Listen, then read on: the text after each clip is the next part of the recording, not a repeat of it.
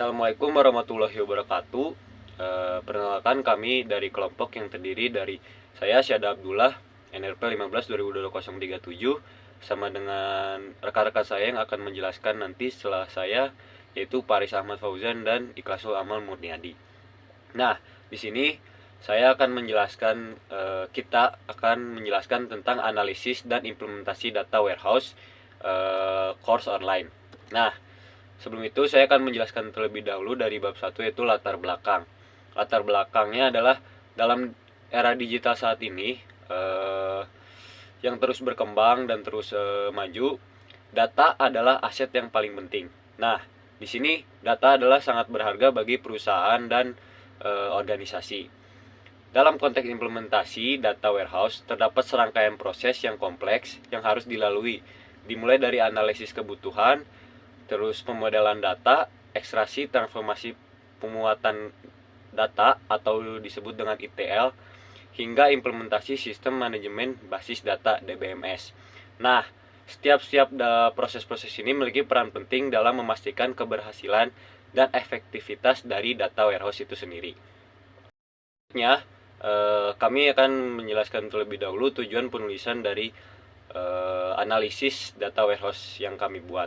Pertama, tujuan kami adalah satu, menjelaskan proses implementasi data warehouse yang mencakup requirement analysis dan data modeling, ETL, dan implementasi DBMS. Kemudian, yang kedua adalah kita memahami pentingnya setiap tahapan dalam implementasi data warehouse dan dampaknya terhadap efisiensi dan efektivitas bisnis. Nah, ketiga adalah kita menganalisis tantangan yang mungkin dihadapi dalam setiap tahapan implementasi data warehouse dan strategi untuk mengatasi tantangan tersebut. Nah, terakhir kita akan menyajikan pengetahuan yang dapat digunakan sebagai panduan bagi organisasi atau perusahaan yang ingin memulai atau meningkatkan implementasi data warehouse mereka. Kemudian, kami akan menjelaskan terlebih dahulu apa saja sih masalah-masalah yang ada sebelum itu. Nah, masalah-masalah yang ada dari yang kita temukan adalah, pertama, apa saja langkah-langkah yang terlibat dalam implementasi data warehouse, termasuk requirement analysis, data modeling, ETL, dan implementasi DBMS. Nah, kemudian yang kedua adalah permasalahan tentang mengapa implementasi data warehouse penting bagi organisasi modern. Kemudian yang ketiga adalah bagaimana hasil implementasi data warehouse yang meningkatkan kinerja dan keputusan bisnis organisasi. Sebelum kita lanjut ke implementasi dari data warehouse, dari pembuatan requirement analysis, DBMS, dan ETL, dan lain-lain, sebelum itu saya akan menjelaskan terlebih dahulu apa sih data warehouse itu. Nah, data warehouse adalah suatu infrastruktur sistem yang didesain khusus untuk menampung, mengelola, menganalisis volume besar dari data-data berbagai sumber yang beragam, termasuk data internal dan eksternal yang berguna untuk mendukung keperluan analisis dan pelaporan dalam lingkup bisnis. Nah, dalam ranah bisnis, fungsi utama data warehouse adalah menjadi pusat penyimpanan yang terpusat, yang menggabungkan, mengonsolidasikan, dan menyajikan informasi historis saat ini serta proyeksi masa depan dari data-data yang sudah dikumpulkan. Nah, melalui data warehouse, perusahaan dapat melakukan analisis yang mendalam terhadap data dan menemukan pola dan relasi yang bermanfaat untuk pengambilan keputusan. Nah, jadi yang paling penting ini data warehouse itu digunakan untuk pengambilan keputusan dalam ranah bisnis yang strategis secara keseluruhan. Data warehouse juga bukan hanya berperan sebagai tempat penyimpanan data, melainkan juga sebagai sumber informasi yang kaya untuk membantu masa depan dari perusahaan dan strategi perusahaan. Oke, selanjutnya saya akan menjelaskan terlebih dahulu tujuan warehouse. Nah, jadi apa sih tujuan warehouse? Kenapa kita harus menggunakan data warehouse? Nah, pertama, tujuan dari data warehouse adalah memudahkan akses data. Jadi yang tadi saya jelaskan, data warehouse itu menampung data, mengelola data, dan semua data itu terintegrasi. Jadi kita bisa mudah mengakses data. Kemudian yang kedua adalah integrasi data. Ya, tadi yang saya bilang tadi, data-data dari internal dan eksternal itu diintegrasikan menjadi satu bagian penyimpanan. Kemudian yang ketiga adalah mendukung analisis data. Jadi di sini untuk pembuatan strategi ke depannya, bagaimana perusahaan membuat strategi masa depan dan pengambilan keputusan, itu sangat membantu data-datanya untuk mendukung analisisnya. Kemudian adalah menyediakan data historis. Jadi ya, yang tadi data warehouse itu untuk penyimpanan yang menyediakan data historis. Yang kelima, yang terakhir adalah mendukung pengambilan keputusan. Nah, jadi dari data-data semua yang sudah dikumpulkan, kemudian mendukung analisis data, ini juga data warehouse untuk mendukung pengambilan keputusan pada suatu organisasi modern. Nah, selanjutnya adalah manfaat data warehouse. Jadi, manfaat data warehouse adalah pertama, pengetahuan yang mendalam tentang data-data yang sudah diambil, kemudian pengambilan keputusan yang lebih baik, mendukung analisis data, optimalisasi kinerja operasional. Kelima adalah penciptaan nilai tambah yang keenam adalah daya saing yang lebih tinggi. Nah, selanjutnya saya akan menjelaskan implementasi data warehouse kepada studi kasus yang akan kami buat. Ini studi kasusnya adalah kita membuat course implementasi data warehouse di course edu.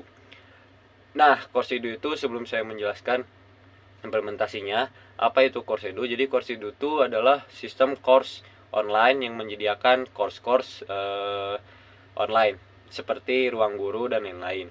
Nah, pertama kita masuk ke requirement analysis.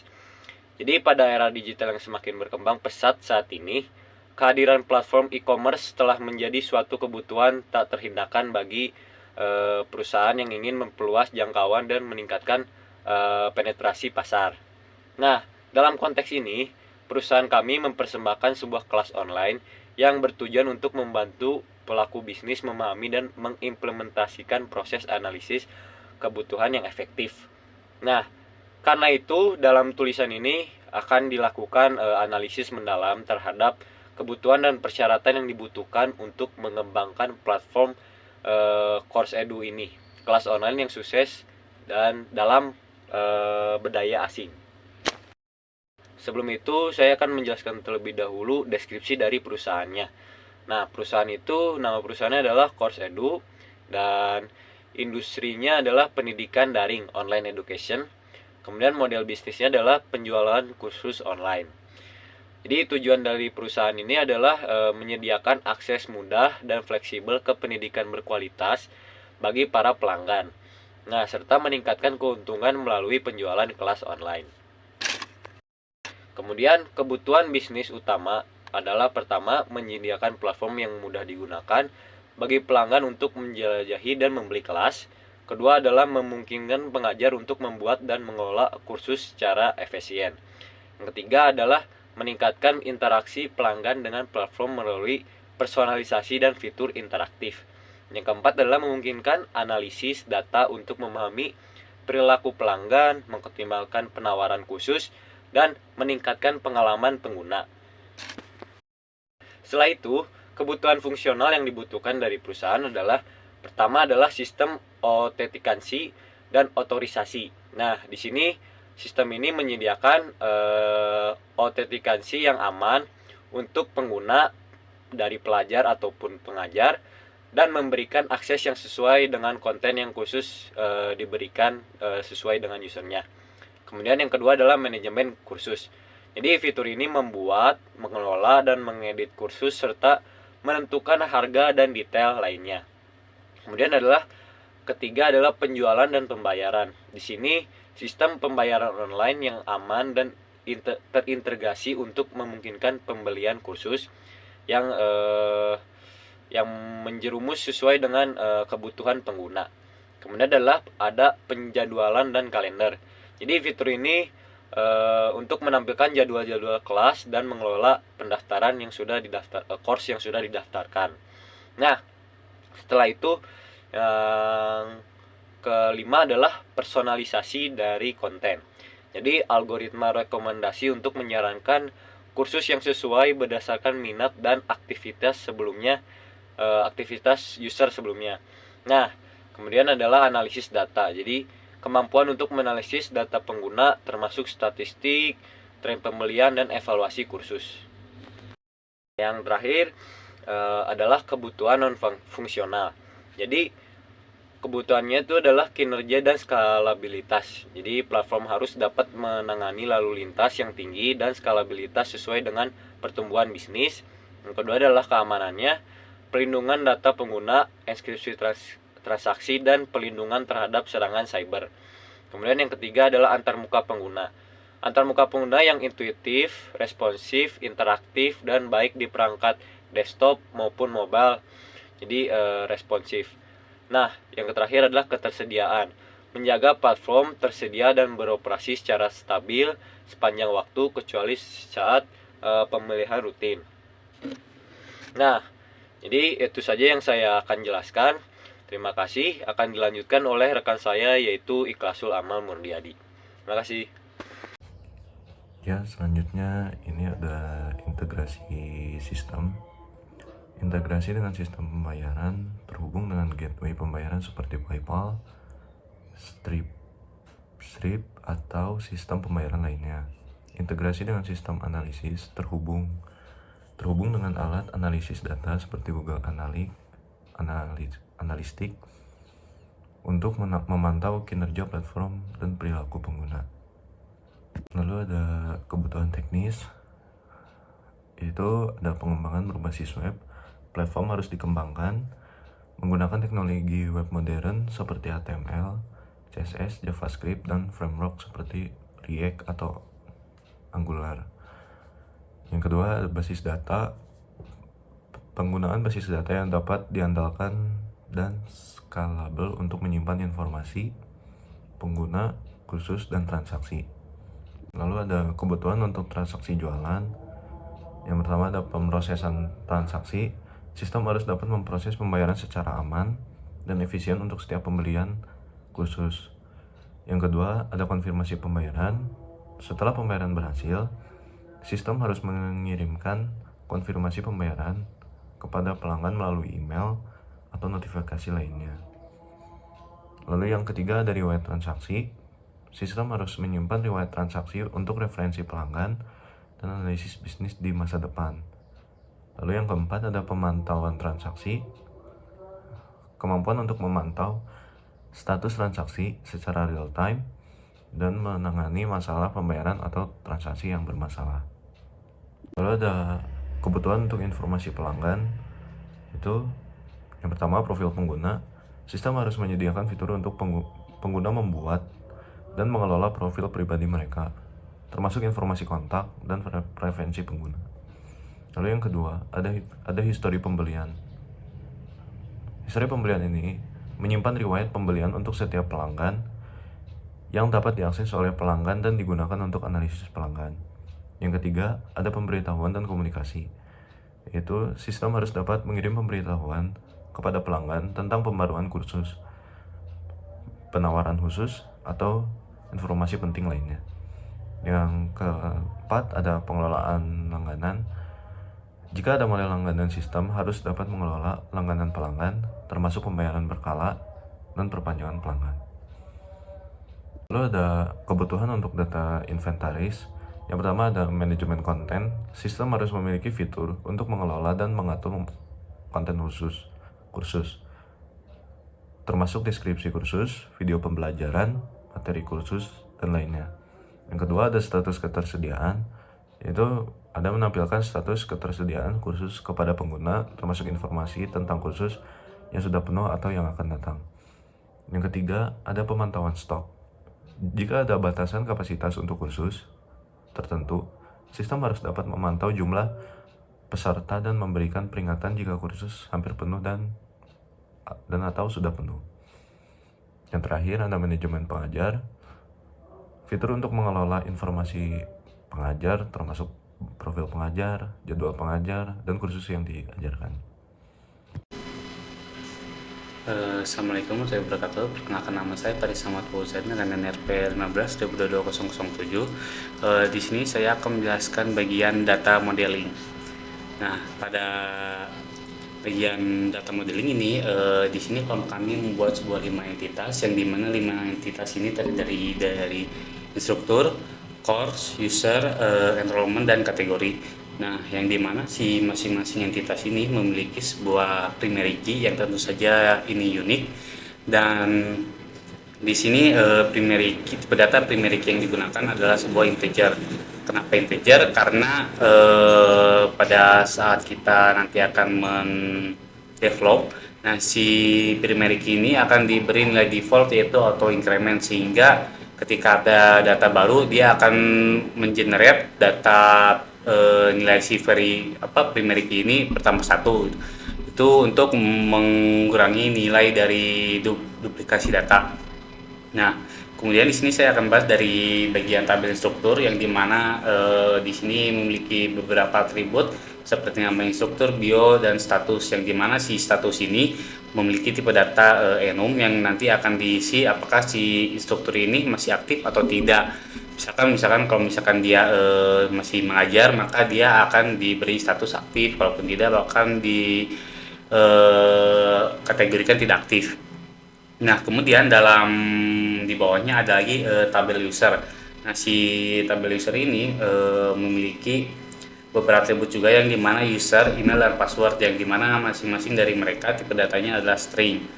Nah, biasanya si user ini digunakan untuk sebuah pelanggan yang ingin mendaftar ataupun sign up gitu, dan bisa juga dilakukan untuk menyimpan data dari orang-orang yang nanti akan login. Nah, kemudian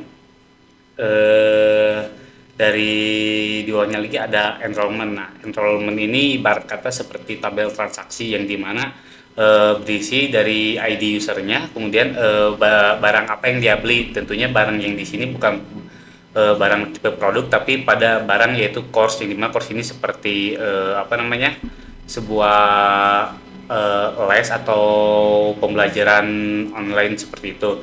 Karena di sini basisnya kita seperti sebuah website yang marketplace, tapi menjualnya adalah menjual kelas gitu. Nah, yang dimana sih balik lagi ke tabel enrollment. Nah, si tabel enrollment ini ada tabel transaksi, yang dimana tentu memiliki siapa yang membeli, kemudian barang apa yang dibeli, dan kemudian tanggalnya. Nah, seperti itu. Kemudian di sebelah kirinya ada tabel kategori. Nah, tabel kategori ini adalah untuk mengkategorikan sebuah barang yang nanti kita jual. Nah, yang dimana si barang kita jual ini ada tabel course. Jadi si tabel course ini kita akan klasifikasikan apakah kelas ini kategorinya apakah kelas fisika atau kelas sejarah ataupun kelas matematika, seperti itu. Jadi untuk mengklasifikasikan untuk mempermudah nanti menyortir sebuah si data course ini masuk ke tipe mana. Nah, kemudian ke tabel course. Nah, di tabel course ini memiliki sebuah foreign key yaitu instruktur dan ID kategori, yang dimana si kategori ini adalah berfungsi untuk mengklasifikasikan nanti si kelas ini masuknya ke kategori apa gitu. Nah, kemudian di sini juga ada instruktur. Nah, si instruktur ini berarti adalah orang yang membuat dari si kelas ini. Jadi di dalam kelas ini nanti akan ditampilkan juga siapa yang membuat kelas ini dengan menampilkan ID instrukturnya, seperti itu. Nah, kemudian dari apa yang sudah saya jelaskan sebelumnya dari data modeling, nah di sini dapat simpulkan dua hal. Yang pertama itu tabel fakta. Nah, tabel fakta ini menyimpan data numerik yang menjadi fokus analisis. Nah, yang menjadi fokus analisis ini adalah sebuah tabel entitas yang bernama penjualan. Nah, dalam implementasi ini si tabel penjualan yang kita implementasikan adalah sebuah entitas enrollment, yang dimana si enrollment ini berisi tentang foreign key ID user dan ID course, yang dimana si ID user ini siapa yang membeli, kemudian ID course ini adalah barang apa yang dia beli, seperti itu. Nah, kemudian dari tabel dimensi yaitu menyimpan data kualitatif yang memberikan fokus konteks untuk tabel fakta. Nah, dari contoh sebelumnya kan si tabel fakta ini dia memiliki ID course. Nah, si ID course ini bisa disebut tabel dimensi karena menyimpan data-data barang yang dia beli. Contoh seperti ya tadi ID entitas course, kemudian kategori, dan juga ID user dan siapa yang tadi yang belinya, seperti itu. Nah, kemudian di sini kita masuk ke hubungan antar entitas. Nah, Dari data modeling yang saya jelaskan sebelumnya, di sini hampir sama memiliki 5 entitas, akan tapi bedanya di sini adalah menampilkan hubungan antar entitas serta kardinalitas dan modalitas. Nah, di sini saya zoom dan mulai dari user. Nah, si entitas user ini dia memiliki hubungan dengan course dan enrollment. Nah, yang dimana hubungan user dengan enrollment adalah user melakukan enrollment, tapi di sini memiliki kardinalitas 1 ke many. Artinya si satu user dapat melakukan banyak enrollment dengan modalitas opsional to mandatory. Artinya si user dapat melakukan enrollment, tapi si user juga dia jika ingin dia tidak akan melakukan enrollment. Jadi maksudnya di sini bisa aja dia daftar sebagai user, tapi dia nggak melakukan enrollment gitu. Nah, jika hubungannya dibalik, si banyak enrollment dapat dilakukan oleh satu user. Nah, kemudian hubungan modalitasnya itu si enrollment pasti dilakukan oleh user. Artinya apa? Berarti si transaksi penjualan ini pasti dilakukan oleh user seperti itu. Kemudian di sini entitas user memilih satu user memilih banyak course. Nah, tapi si user juga bisa nggak memilih course. Artinya apa? Di sini kan modalitasnya opsional. Artinya si user bisa aja dia nggak memilih course, sama seperti yang tadi saya jelaskan, si user ini bisa aja dia cuma daftar doang tapi nggak memilih ataupun melakukan enrollment gitu, cuman istilahnya cuma lihat-lihat doang. Nah, kemudian jika dibalik, si hubungan course ini menampilkan user. Di sini kan ada kardinalitas many ke one, berarti si banyak course ini menampilkan banyak course ke satu user seperti itu. Kemudian jika hubungan course dengan instruktur yaitu membuat dan dibuat. Nah, di sini satu instruktur dapat membuat banyak course. Kemudian mandatorinya adalah opsional tuh mandatory. Yang artinya si instruktur ini bisa aja hampir sama kayak user tadi, dia cuma daftar sebagai akun instruktur tapi tidak menjual kelasnya gitu, tidak melakukan tidak membuat course gitu. Nah, kemudian jika dibalik, si banyak course itu bisa dibuat oleh satu user. Nah, artinya di sini kan dia memiliki mandatory 1 ke opsional, yang berarti si course ini pasti dibuat oleh entitas instruktur seperti itu. Kemudian hubungan kategori dan course yaitu adalah mengklasifikasikan yang, jadi jika dibaca seperti ini, si banyak course dia diklasifikasikan oleh satu kategori. Contoh misalkan di sini ada 2 course berbeda yang membahas hal yang sama. Contoh misalkan di sini membahas tentang turunan, yang satu membahas tentang integral. Nah, ini kan 2 hal yang berbeda, tapi bisa dikategorikan sebagai pelajaran matematika seperti itu. Nah, berarti si 2 course ini kan many tuh banyak dia, berarti dia bisa diklasifikasikan dalam satu hal yaitu kategori matematika seperti itu. Begitupun juga sebaliknya. Dan seperti ini hubungan entitas yang dibuat oleh kelompok kami. Nah, kemudian lanjut ke bagian ETL, yang dimana si ETL ini adalah ekstraksi, transformasi, dan loading. Nah, ekstraksi ini yaitu mengambil data dari tabel instruktur, course, enrollment, dan kategori dan user. Artinya si data-data dari tabel entitas yang sebelumnya saya jelaskan itu diubah menjadi file yang seperti CSV, JSON, ataupun Excel seperti itu, yang nanti akan si data-data itu akan ditransformasi, yang dimana si transformasi ini adalah seperti pengolahan sebuah data, yang dimana bisa dilakukan seperti pembersihan data, kayak menghilangkan duplikasi data, kemudian mengisi data-data yang kosong, kemudian transformasi format data, atau yaitu seperti mengubah format-format seperti data tipe data, misalkan tipe data date diubah menjadi date time seperti itu. Kemudian ada agregasi data kayak menghitung sebuah data seperti total pendapatan ataupun rata-rata si penjualannya. Kemudian konsolidasi data. Nah, ini tuh kayak menggabungkan data dari berbagai tabel dan sumber menjadi satu tabel fakta yang baru gitu, yang nanti akan menunjang sebuah data ini menunjukkan untuk menunjang keputusan sebuah perusahaan. Nah, kemudian jika dilanjut ke bagian pemuatan, nah pemuatan ini kayak memilih sebuah alat ETL yang tepat seperti Talent atau Informatic Power Center, kayak menjalankan script ETL untuk memuat data ke tabel fakta dan tabel dimensi. Kemudian juga dapat untuk memverifikasi integritas si data, apakah si data ini akurat, lengkap, dan konsisten seperti itu.